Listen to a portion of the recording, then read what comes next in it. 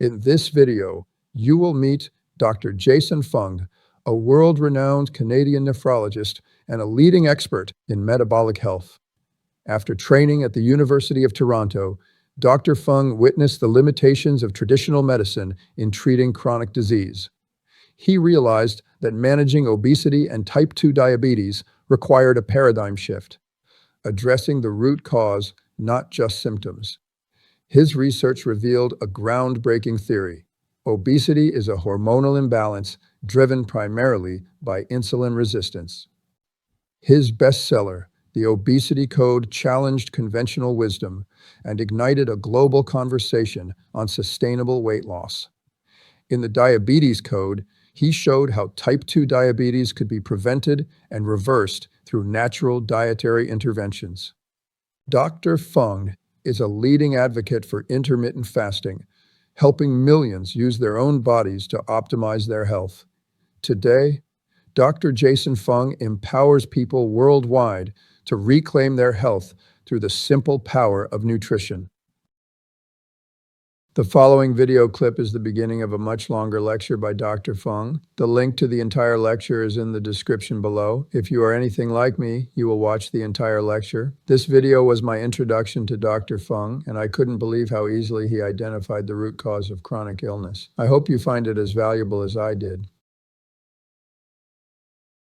And it's really sad to understand that the profession that you've chosen is actually not really helping people. And at the same time, we actually understand how to help people because these are all nutritional diseases. If people would lose weight, the diabetes would go away. If you don't get diabetes, type 2 diabetes, then you don't get diabetic kidney disease. Well, that's pretty obvious, but there's no money in it. So nobody was promoting this stuff. And it's sad because you're in the business to help people. And being a doctor, unfortunately, you get trained in this system where you really just get taught what drugs to give and what procedures to do and what surgery to give. So we went from the person that you went to keep you healthy to the person who tells you what drug to give, even if that's not the cause. And it's sort of a sad state of affairs, and that's what led me to start talking and blogging and writing books and so on about these sort of things, and why we use things like intermittent fasting, which nobody makes money on. And it sort of reminds me of a conversation I had with a friend of mine. So we were in our 20s. And this guy is like the smartest guy I know. He worked at Google, and then he quit after 2 years and retired at 40, right? So really, really, really smart guy. And he says to me one time, and I said, you know how when you're kids, you think that adults, they have their shit together, right? And then you grow up and you realize nobody has their shit together. And it's like, yeah, that's true. And it's the same thing with being a doctor. Like, you think that your doctor knows what the hell is going on, and then as a doctor, you realize they have no bloody idea what they're doing out here. And that's the whole problem. And that's why you almost have to take matters into your own hands. You have to take your health into your own hands, because you're not going to hear it from the media. You're not going to hear it from the doctors. And sometimes you gotta do that, because just like Dr. Davis, I get emails from people. They say, "Oh, thanks for writing the book. I listened to you. I lost 30 pounds. I got myself off of insulin. My A1C is now normal, so therefore, by definition, you're not diabetic." And I think, okay, that's great. And then I always think to myself, which I don't say to them, I always think to myself, why did you have to do that despite your doctor? Not because of your doctor, but despite your doctor. And that's a very, very, very sad, statement on the affair of things. I had a patient once who I saw in the IDM clinic. They were doing great. They lost weight. They were on insulin for 20 years, and I got them off in like 4 months. It was ridiculous. And their A1C was normal. So again, non-diabetic. And she was like, "Oh, I'm so happy." She went to her endocrinologist, who's a diabetes specialist, and he says, "Oh, good job." And then she told him he was fasting, and he screamed at her, right? It's like, oh my God. Like, any fool can see that this lady was so much healthier, and yet you go to your specialist And they tell you, no, you should stop what you're doing, which is making you healthier, and everybody can see that, and go back to your diet that's going to make you sick and diabetic, which is going to lead to your amputation and your kidney disease. It's like, sometimes medicine is just such a logic-free zone. It's like ridiculous. So what we're going to talk about is another of these things that has been used. It's an intervention, intermittent fasting, that has been used for thousands of years, and recently it's gotten more popular, but when I started to use it about 5 years ago, it was considered quackery, right? So it was really thought to be so dangerous that the people had to warn them against listening to me, because obviously we know that you have to put muffins in your mouth every 3 hours to survive. So that's the real problem of things. So this is what we're going to talk about. Sorry, this is not. Okay, so I'm going to talk about intermittent fasting and kind of a little bit of how we got here. So it's about obesity, and this is sort of where things came from, right? And you all know this. So in 1977, when they came out with the dietary guidelines for Americans, I don't think they were trying to kill people, but they were trying to do the best that they could. But the problem is that they said, oh, you should eat lots of carbs, which is okay if you're in Okinawa and eating like 90% sweet potato, but if you're eating all refined grains, then maybe it's not the best thing. And you should decrease your fat.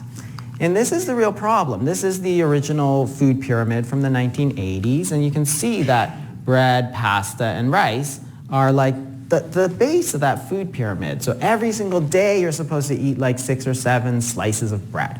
And this was 1980, and we all thought, hey, this is fantastic. So we all did it because we're trying to be healthy, and the government was telling us that this is what we should do.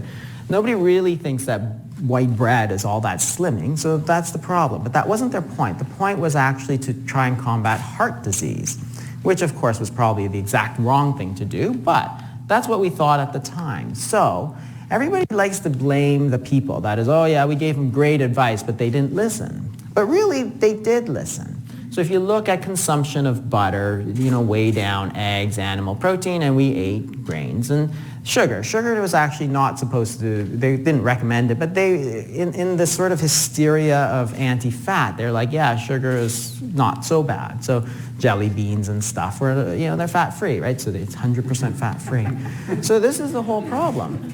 And we always try to blame people. We say, well, the obesity crisis is because people didn't listen to us. It's like they did listen to us. The advice was not good, but people can't admit that, and that's the problem. So sugar was a particular problem because you can see that when the dietary guidelines came up, it's sort of like sugar was not so bad for you, so they increased their consumption of sugar. And so you can also see that grains increased their consumption as well. So it had been dropping until the 1970s, and then really started to take off. And if you live through that period of the 1980s, 1990s, when there's this real hysteria about fat, you understand, big plates of pasta. Oh, great, that's fantastic, right? And I learned that in school. Oh yeah, you should cut your fat, cut out the butter, cut out the cream sauce, but have a big plate of pasta. So this was something that we were taught. But the other thing that we don't often talk about is that we're also eating a lot more frequently. And I think it was sort of inadvertent, because what happens is if you eat a lot of refined grains, and a lot of people understand, you eat a couple of slices of bread, well, a couple hours later, you're actually really, really hungry. So then you want to go eat a muffin at 10:30. So we went from eating 3 times a day. So if you look at 1977, you can see that this is the NHANES survey. So it's a big, large nutritional survey in America. In 1977, you can see most people are eating 3 meals a day. So again, if you lived through the 1980s, if you grew up, you'd eat breakfast, lunch, and dinner. Nobody was eating snacks. Nobody was eating bedtime snacks. Nobody was chasing their kids around between the halves of soccer, giving them juice and cookies. That was what we did. If you were hungry after school, you'd ask your mom for a snack. You'd say no, you're going to ruin your dinner. And that was that. If you're hungry after dinner, she said, you should eat more at dinner. And that was it, right? There was no snacks, and that was the whole point. So you went from eating 3 times a day to eating 6 times a day, right? So if you look at my son's schedule, and I don't have that much control over it, is because it's breakfast, and then at school you get a snack, and then at lunch, and then after school you go to the program, you get a snack, and then you have dinner, and then, between soccer, somebody gives them a snack 6 times a day. It's like that's before you know it. And we teach these kids, we ingrain this, we indoctrinate these kids into thinking that you must eat all the time. So it doesn't feel so wrong because everybody's doing it. And my teacher told me, and you think they have their shit together, right? So it's like, yeah, that must be correct. So then you go to a modern eating pattern, and this is data from a couple years ago. So they gave people a smartphone app, and then they said, check every time you eat, and the dot is when they eat. And if you look at where it is, you can see that people start eating in the morning, and they really just don't stop until like 11 p.m. And this is the whole problem of the modern eating pattern, is that we're eating very, very often. So you can see that where in 1977 everybody's eating 3 times a day, the lowest 10% of people are eating 3 times a day. The highest 10% of people are eating 11 times a day. And that's not because people didn't listen to us. It's because we tell them, you should eat 6 times a day. You should eat small, frequent meals all the time. But we never did that before. No society in human history has ever done that before because we have work to do. We're not like, oh yeah, going out in the field and it's like, yeah, I could really use a little cookie, right? There's no reason to do that because it's very, very difficult. But that's what it is now. So we make these convenience foods which are highly processed and usually with a lot of grains and sugars so that we can eat this frequently. And then we tell them they should. And we're eating later. So most of the calories are consumed before noon, and you can see that, we're eating all the time as well. So the median daily eating duration is 14 hours and 45 minutes. That's the average, right? That's the median, I should say, of everybody. So if you started eating at 8 a.m., you wouldn't stop until 10:45 p.m. That's the 50th percentile, right? A lot of people are eating more than that.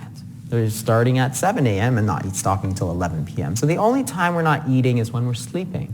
And that's one of the big problems because you know that every time you eat, your insulin is going to go up, assuming you're eating a mixed meal. And the insulin is actually a hormone that tells your body to store food energy, right? I mean, the whole problem of obesity is not really all that difficult. If insulin goes up, your body is supposed to store that food energy. When you don't eat, when you fast, then your body is supposed to take that food energy back out and burn it. And that's the reason that you don't die in your sleep every single night. It's because you store it and then use it, right? And this is the problem. If you eat, insulin goes up, you store it. If insulin goes down, you burn it. But you can only do one or the other. If you spend all your time eating, then you're going to spend all your time putting food in. It's like a one-way valve. The food is going in, it never comes back out. So what's going to happen? Over time, you're going to gain weight. So that's not really so difficult. In fact, the English language itself provides the clue because it says you should eat breakfast, break fast. It's the meal that breaks your fast, so you have to fast.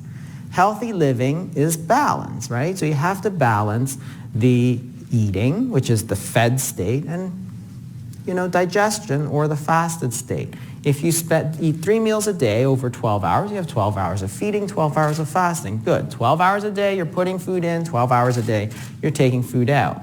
Now you're putting food in sort of 13, 15, 16 hours of the day and not taking it out because even after a meal, it takes a few hours before your insulin goes back down. So, and on the other side, of course, as soon as you eat, your insulin goes up right away. So there's a bit of an imbalance. So you're spending not just 14, 15 hours with your insulin high because it takes 3 or 4 hours for your insulin to come back down to get into the fasted state. You're really talking 17, 18, 19 hours in the fed state. And now instead of 12 and 12, you're talking about sort of 18 and 6 or something like that. So you're eating all the time. You're putting food energy in all the time. And what was the problem? The problem was that now we have this big obesity crisis. But there's 2 main issues. Other than the carbohydrates and the sugar that we were told to eat, it's also the frequency. We're eating just too frequently. So The whole problem of weight loss is very clear. So the Biggest Loser is in a show where people compete to lose weight, and they never do a reunion show because they all gain their weight back. And this is the problem.